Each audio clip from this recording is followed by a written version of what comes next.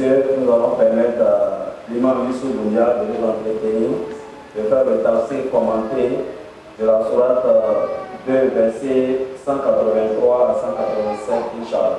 Après son intervention, bien évidemment, nous aurons quelques échanges, si le temps nous le permet, avant de passer à la promotion, Inch'Allah.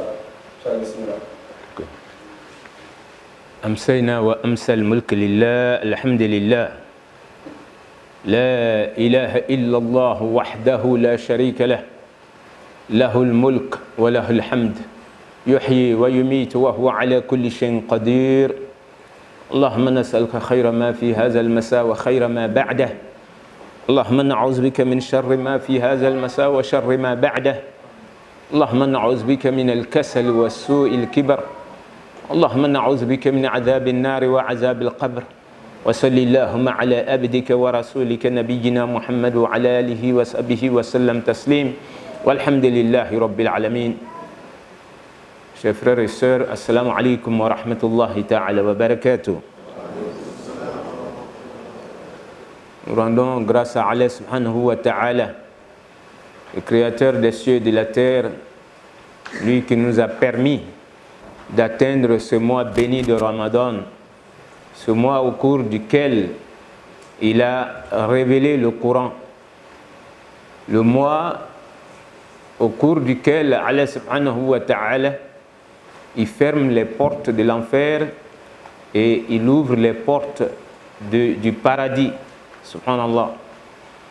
Alors c'est le mois par excellence où il faut lire le livre, il faut réviser tout le livre. Puisque le prophète sallallahu alayhi wa sallam, Jibril lui venait au cours de ce mois pour faire la révision du Coran avec lui.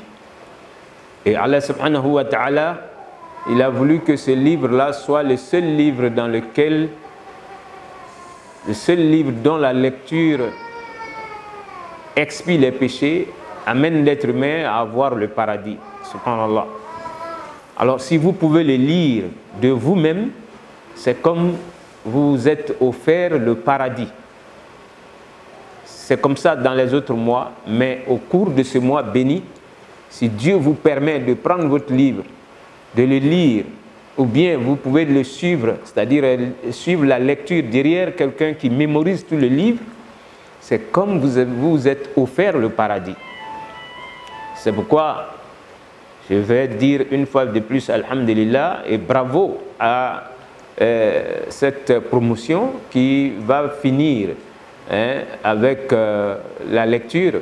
C'est-à-dire aujourd'hui, on peut être fier de ceux-là parce qu'ils peuvent prendre leur livre pour lire, même s'ils ne peuvent pas lire partout dans le Coran, parce que c'est comme ça tout le monde a commencé, mais au moins ils n'ont plus peur du Coran. C'est ce qui est intéressant, ils n'ont plus peur du Coran. Ils peuvent améliorer, parce qu'on ne finit pas d'améliorer sa lecture. Ils peuvent améliorer avec le temps. Voilà, il ne faut pas dire qu'on a fini. Bon, donc, quand tu abandonnes le Coran, Dieu a voulu que ce soit un livre comme ça. Quand tu l'abandonnes, il t'abandonne. Mais si tu l'as à tout moment, ben, il reste avec toi. Donc, Allah subhanahu wa ta'ala fasse que ce livre-là puisse intercéder pour nous, chers frères et sœurs. Alors, notre thème aujourd'hui, ça sera effectivement le verset 183 jusqu'au verset 187. Ça va nous parler du mois, c'est-à-dire le mois de Ramadan. Allah subhanahu wa ta'ala, il va nous dire ba'da a'udhu billahi minash shaitanir rajim bismillahir rahmanir rahim ya ayyuhalladhina amanu kutiba alaykumus siyam kama kutiba alal ladhina min qablikum la'allakum tattaqun. Allah nous dit, oh vous qui croyez. Il s'adresse ici aux croyants parce que ce sont ceux-là qui bénéficient des recommandations de Dieu. Lorsque Dieu s'adresse aux croyants, alors eux ils profitent de ce que Allah subhanahu wa ta'ala est en train de dire. Donc Allah dit, vous qui croyez, le jeûne vous a été prescrit comme il a été prescrit à vos prédécesseurs. C'est dire que les peuples qui nous ont précédés, les prophètes qui ont précédé le prophète Mohammed sallallahu alayhi wa sallam, eux aussi ils ont jeûné. Même si la manière diffère, Dieu veut nous dire qu'on doit comprendre que ceux qui nous ont précédés comme peuple sur la terre, il a voulu que ceux-là aussi jeûnent. Une manière de nous préparer à accepter le jeûne. Il ne faudrait pas penser que c'est trop dur. Voilà, pourquoi Dieu a mis ça?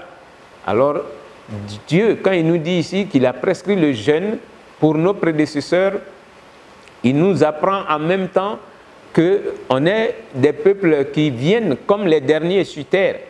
Voilà. Avant nous, il y a eu combien de gens qui ont vécu sur la terre et qui vivaient longtemps, plus que nous. Donc, il nous prévient ici pour dire que ça ne doit pas être nouveau. Alors, il y a beaucoup de bénéfices par rapport à cet acte d'adoration qui est le jeûne.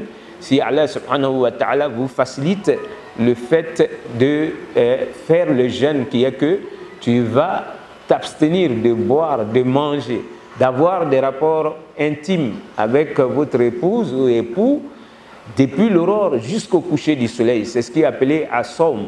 Donc tu t'abstiens par amour pour Dieu. Tu ne le fais pas pour qui que ce soit, mais tu le fais pour Dieu. C'est pourquoi Allah subhanahu wa ta'ala, il va dire Kullu amal ibn Adam lahu illa sawm. C'est-à-dire tout acte d'adoration que l'être humain va poser, Dieu dit, cela lui appartient. Mais le jeûne m'appartient proprement. Il dit, le jeûne lui appartient dans ce hadith-là. Alors, un hadith dans lequel, le hadith Qudsi, Dieu va dire, le jeûne m'appartient et c'est à moi de rétribuer le jeûneur. Subhanallah.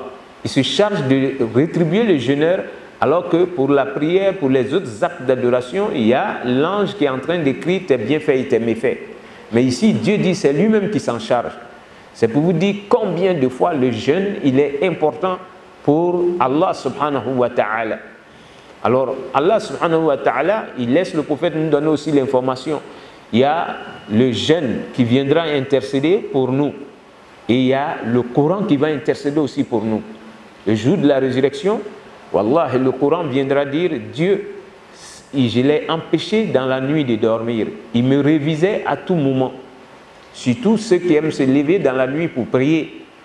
Le prophète va le dire dans un hadith, Ya ayyuhan nas, afshu salam, wa at'amu ta'am, wa sallu bil-layli wa nas niyam. Voilà, il va dire, levez-vous, c'est-à-dire, oh, vous qui êtes les humains, je m'adresse à vous, afshu salam, et il dit, distillez le salam entre vous, faites le salam entre vous. Vous voyez, le fait de dire à son frère ou à sa soeur, assalamu alaikum wa rahmatullah, c'est petit aux yeux de l'être humain, mais Allah subhanahu wa ta'ala, il veut qu'on le fasse entre nous, parce que chaque fois que vous allez adresser le salam à quelqu'un, Allah subhanahu wa ta'ala, il construit une maison pour vous dans le paradis, pour votre salam, si vous êtes le premier à le faire. Quand l'autre répond, wa alaikum salam wa rahmatullahi wa barakatuh, la personne a 30 récompenses divines. Voyez-vous? Donc, le salam permet de créer l'harmonie, la fraternité entre les gens. C'est pourquoi le prophète dit, il faut s'adresser, il faut faire le salam pour tous ceux que vous connaissez et que vous ne connaissez même pas. C'est comme dans cette salle-là.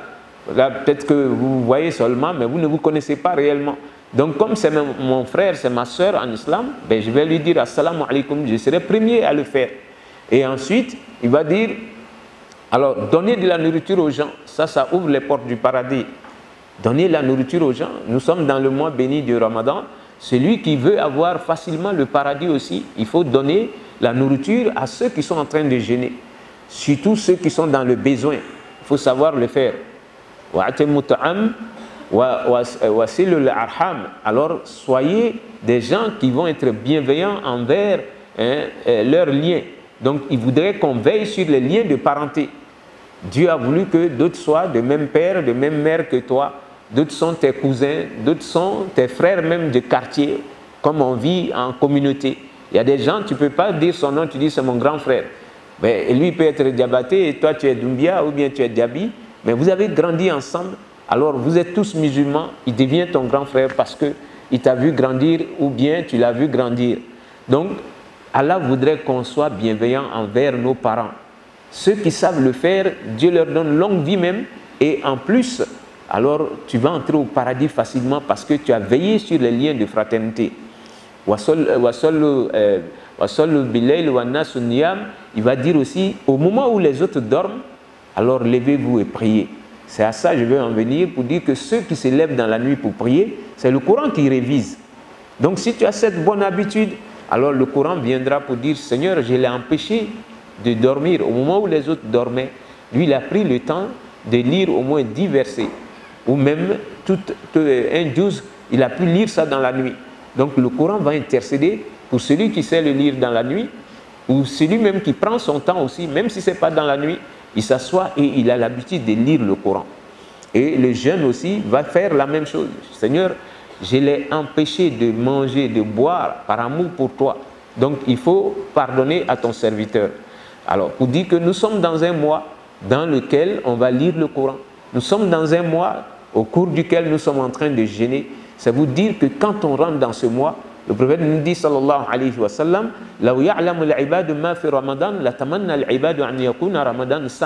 si les humains savaient quel est le bonheur que Dieu nous réserve au cours de ce mois, wallah, on allait demander à Allah subhanahu wa ta'ala de faire de toute l'année Ramadan.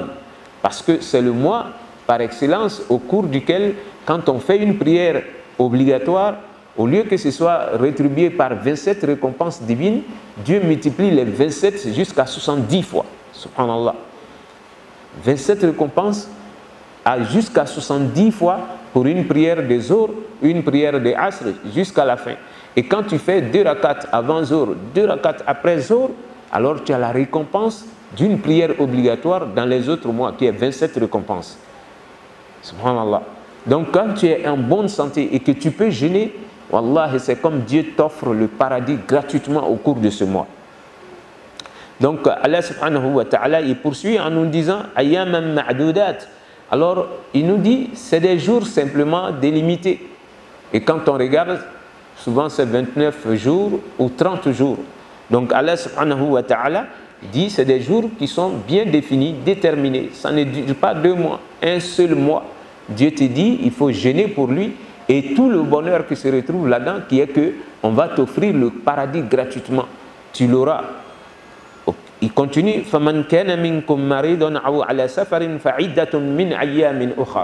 Alors toute personne qui sera malade ou qui sera en voyage, alors Allah dit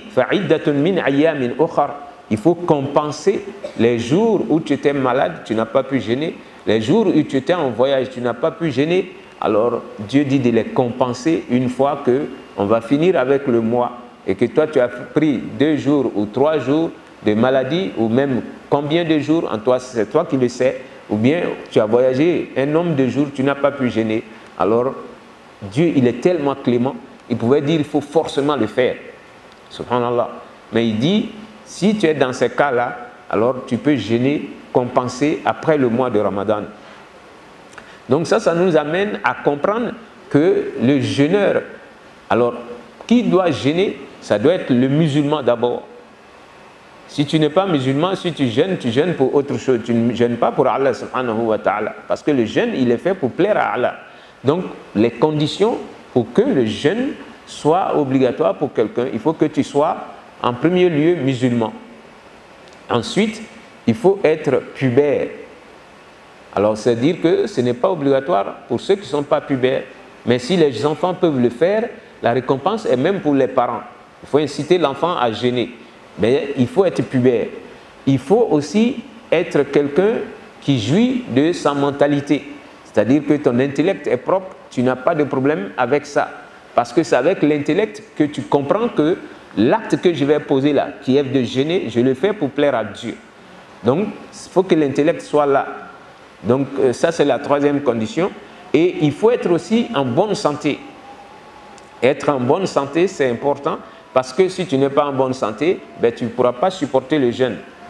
Voilà. Et il faut être aussi résident. Donc ces 5 conditions, quand elles sont réunies pour le croyant, tu dois pouvoir jeûner. Voilà. Maintenant, on va voir que les femmes, dans certains cas, il y aura l'exception des femmes. Même si tout ça est rempli, c'est-à-dire ces conditions-là sont remplies pour une femme, pour qu'elle puisse jeûner, il faut qu'elle ne soit pas en état de menstru ou en état de lochi. Sinon, elle ne peut pas, elle doit attendre qu'elle finisse avec ses menstrues ou bien son état de lochi pour compenser le nombre de jours qu'elle n'a pas pu jeûner. Voilà. Donc, parmi les conditions de validité maintenant, il y a le fait qu'on a cité ces 5 choses, mais il faut formuler l'intention. Pour que le jeûne soit valide, il faut que dans la nuit déjà, c'est-à-dire le premier jour où on a perçu le croissant lunaire, tu formules l'intention à partir de ce jour-là. Une fois que tu as fini de lire, de réciter la doua que le prophète nous dit de faire, chaque fois qu'on va voir le croissant lunaire, il ne faut pas oublier de formuler l'intention. Et d'autres demandent comment ça se fait. Ça émane du cœur. Seigneur, comme on vient de voir le croissant, même si je n'ai pas vu, j'ai entendu El-Bayan qui a donné l'information, moi je suis prêt à jeûner tout le mois. Ça doit être dans ton cœur. C'est ce qui est l'intention. Formuler l'intention. Et maintenant, chaque nuit, quand tu vas à la prière d'Isha pour attendre la prière de Tarawih, ça veut dire que toi, tu es prêt à jeûner demain. C'est ce qui est formuler l'intention. Ou bien, tu te lèves le matin avant la prière de Subh. Alors, tu vas prendre ton sahour. Le fait de prendre le sahour, ça veut dire je suis en train de m'apprêter pour pouvoir jeûner. Donc, tu n'as pas besoin de dire ça avec la bouche. Le fait que tu t'es levé, que tu aies pris un verre d'eau, ou bien une date, ou même manger, parce que les gens ne sont pas pareils, il y a d'autres, eux ils tapent bien même le foutou à 3 heures pour manger. Par contre, il y a d'autres qui vont te dire, hein, moi, même de l'eau là pour boire, c'est difficile. Mais le prophète dit, il faut se réveiller pour prendre le sahour, parce que Dieu, il charge les anges en ce moment-là pour prier pour ceux qui se sont levés, pour prendre le sahour. Subhanallah. Même pour ça, on doit se réveiller. Même si tu ne peux pas manger. Parce que quand tu te réveilles, ça veut dire que je suis prêt à prier la prière de Subh à l'heure. Voilà. Toi, tu ne t'es pas réveillé pour prendre ton sahour, mais tu te réveilles déjà pour t'apprêter afin que tu puisses avoir la prière de Subh en congrégation et à l'heure. Donc, on vous a dit, c'est-à-dire une prière obligatoire au cours de ce mois. Allah subhanahu wa ta'ala a voulu que ce soit très bénéfique pour nous. Wallahi, 27 multiplié par 110 fois, c'est ce qu'on te donne comme récompense. Surtout quand tu vas prier en congrégation. Et les femmes peuvent venir en congrégation, même si elle n'est pas venue en congrégation, c'est Dieu qui a voulu donner aussi cette faveur-là aux femmes. Voilà, les hommes pourraient dire aussi que les femmes prient à la maison. Les hommes, il y a des hommes qui sont fainéants, qui prient à la maison. Si tu es seul, tu pries seul, tu as une seule récompense. Ça, c'est bon de le savoir. L'homme doit être capable de venir à la mosquée. Tu viens à la mosquée pour avoir la récompense de la congrégation. Maintenant, si tu pries seul à la maison, il faut avoir des raisons valables pour avoir la récompense qui est dit ici. Sinon, vraiment, le prophète dit, si tu es homme, tu pries seul à la maison, tu as une seule récompense. Et Satan peut facilement t'arracher la seule récompense avec les pensées qui peuvent arriver. Donc, Allah subhanahu wa ta'ala, il poursuit en nous disant وعلى الذين يطيقونه فدية طعام مسكين فمن تطوع خيرا فهو خير له وأن تصوموا خير لكم إن كنتم تعلمون. Allah nous dit, ceux qui auront des difficultés pour supporter le jeûne, alors ceux-là vont donner à manger aux nécessiteux. Ceux qui vont supporter avec difficulté. Alors quand ils vont jeûner, ils ne pourront pas supporter. Donc Allah, par sa miséricorde encore, il va dire, ceux-là peuvent donner à manger aux nécessiteux. Alors ceux qui vont entrer dans ce cadre-là, on va voir que les ulémas, ils vont parler, ils vont dire que, c'est-à-dire, le prophète va dire, celui qui ne supporte plus, comme quelqu'un qui atteint un certain âge, qu'il soit homme ou femme, vraiment, à un certain âge, il ne supporte plus la faim. Ça peut être 70 ans et voire 80 ou 80 et plus, 90 ans. Si la personne jeûne, c'est-à-dire toute la famille est gênée par son jeûne, on sent qu'il souffre. Donc Allah te connaît mieux que toi-même. Voilà. Toi, tu rentres dans le cadre de ceux qui ne peuvent plus supporter. Alors, on doit compter le nombre de jours. On peut donner en même temps un seul jour à un nécessité, ou on peut donner par jour. C'est-à-dire 1 kilo de nourriture que toi-même tu aimes manger. Ça peut être le riz, ça peut être ce que toi tu aimes manger. On donne ça aux nécessiteux. Donc, il y a ceux qui ont un âge très avancé. Il y a ceux qui ont les maladies chroniques. Voilà, ça c'est connu, ça peut être le diabète et autres. En tout cas, les médecins t'ont dit qu'il ne faut pas gêner. Donc tu es dans un cas où il ne faut pas forcer. Vous allez trouver des gens qui vont vouloir être malins, se dire que bon, je vais essayer. On te dit de ne pas jeûner si un médecin t'a dit que si tu jeûnes, tu peux mourir. Si tu meurs, c'est comme tu as tué une âme. Donc, il ne faut pas forcer. Dieu te connaît mieux que toi-même. Wallah, et Dieu lui dit qu'il lit dans les cœurs. Avant que tu ne sois dans cette situation, combien de Ramadan tu as jeûné? Alors, si aujourd'hui, ta situation ne te permet plus de jeûner, on te dit de compenser cela par la nourriture, il faut le faire. Voilà, ne regarde pas et dire que souvent il y a des malades comme ça, que tu ne regardes pas les hommes, tu regardes Dieu, c'est lui que tu adores. Donc il a dit, le jeûne, là, il faut remplacer par la nourriture. Il faut donner la nourriture à ceux qui sont dans le besoin. Dans notre communauté, il y a combien de gens qui sont dans ce besoin-là? Voilà, donc il y a les malades, il y a les vieilles personnes, il y a ceux qui ne peuvent pas supporter, comme pour vieillesse. Donc dans ce cadre-là maintenant, on va faire entrer la femme qui est enceinte et la femme qui est nourrice. Donc la femme qui va avoir peur pour sa santé, puisqu'elle est enceinte, elle a peur aussi pour son fœtus, ou bien elle a peur parce qu'elle est nourrice, si elle donne, c'est-à-dire elle jeûne, elle ne pourra plus donner du lait à son enfant, alors tout cela va entrer dans ce cadre-là. Mais par rapport à ces trois catégories de personnes, c'est-à-dire la femme nourrice, ou la femme qui est enceinte, ou la femme qui est enceinte mais qui a peur pour sa santé, alors les ulémas vont avoir trois points de vue là-dessus. Alors d'autres vont dire, Dieu les fait entrer ici, mais ça veut dire que ces personnes-là ne jeûnent pas, mais lorsqu'elles vont finir avec leur état, elles doivent compenser le jeûne. Ça, c'est le premier point de vue. Quand la femme nourrice a fini, elle doit jeûner. Quand la femme enceinte a accouché, après le mois, elle doit pouvoir jeûner. Ou bien elle a peur de sa santé, maintenant qu'elle a accouché, on lui dit tout est venu à la normale, donc elle doit compenser. Ça, c'est un premier point de vue. Le deuxième point de vue, c'est que on dit, comme c'est le mois béni de Ramadan, donc les femmes qui sont dans ces états-là doivent compenser le fait qu'elles n'ont pas jeûné. Elles doivent donner d'abord de la nourriture. Elles donnent de la nourriture pour chaque jour qu'elle n'a pas pu jeûner.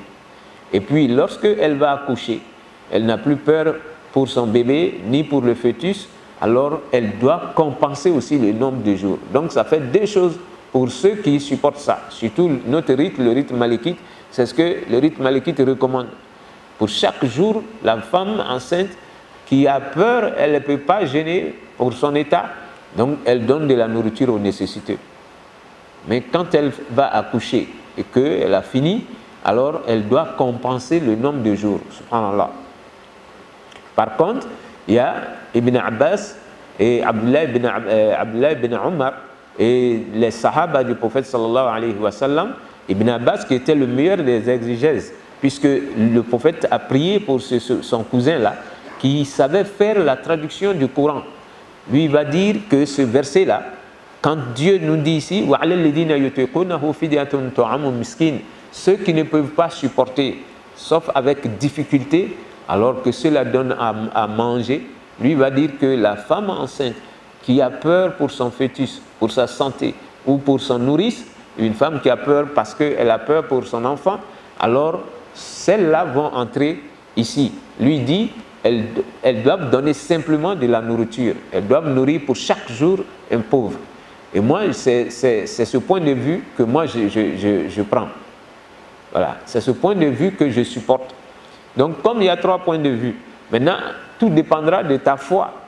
Il y a des femmes qui vont dire, moi je vais nourrir pour chaque jour, et en plus de cela, je vais compenser le nombre de jours que je n'ai pas jeûné.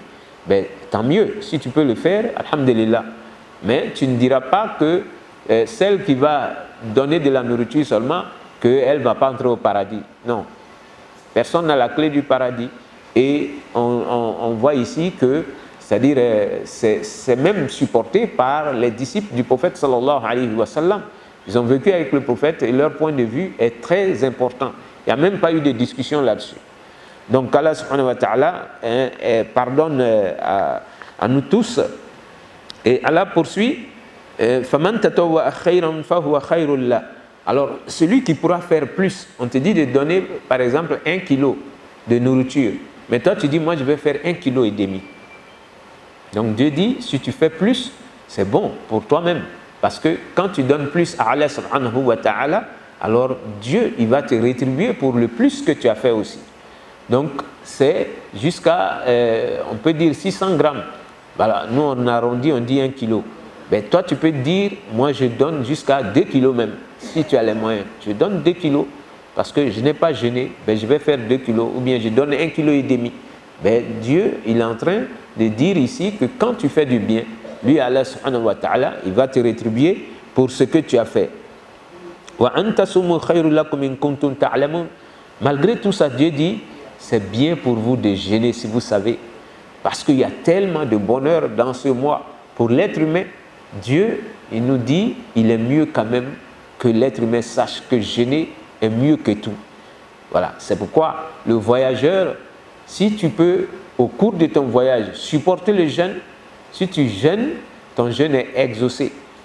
Alors, si le voyage, il est long, par exemple, il a dépassé 80 km, alors, toi, tu t'en vas, par exemple, en avion, tu te dis, bon, vraiment, moi, je peux supporter ce jeûne-là. Je rentre seulement pour 30 minutes, je suis de l'autre côté là-bas. Ça peut être Abidjan, Yamoussoukro ou Abidjan, Daloa. En 45 minutes, j'atterris de l'autre côté. Alors, est-ce que je ne jeûne pas? Wallah, si tu n'as pas jeûné, il n'y a pas de péché, parce que c'est un voyage. Mais par contre, si tu jeûnes, dis-toi que ça sera exaucé aussi. Donc, on ne peut pas dire à quelqu'un qui va à Boaké ou à Daloa, que ce soit en bus ou bien en avion, à toi aussi, c'est tellement facile. Notre religion est la religion des facilités.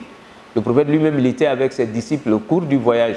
Il a vu que les gens souffraient. Et là, c'était en été. Voilà. Comme le mois, il est tournant, c'est un mois lunaire, ça vient dans toutes les saisons. Il a voyagé avec ses disciples.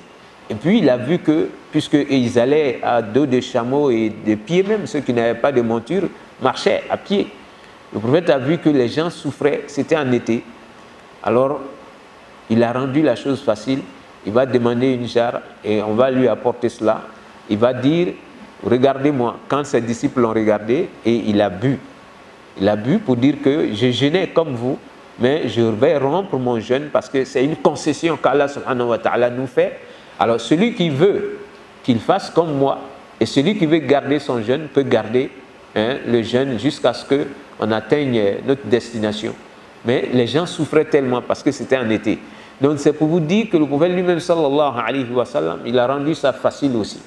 Alors lorsque vous êtes en train de voyager, c'est vous qui savez si vous pouvez supporter le jeûne, alors vous jeûnez. Vous ne pouvez pas supporter, alors vous n'êtes pas tenu de jeûner, vous devez compenser après. Donc le malade, c'est la même chose. Vous êtes malade. Alors si vous jeûnez, ça va vous faire souffrir. C'est différent du fait que le docteur dit de ne pas jeûner, sinon tu peux mourir. Non, il ne faut pas jeûner.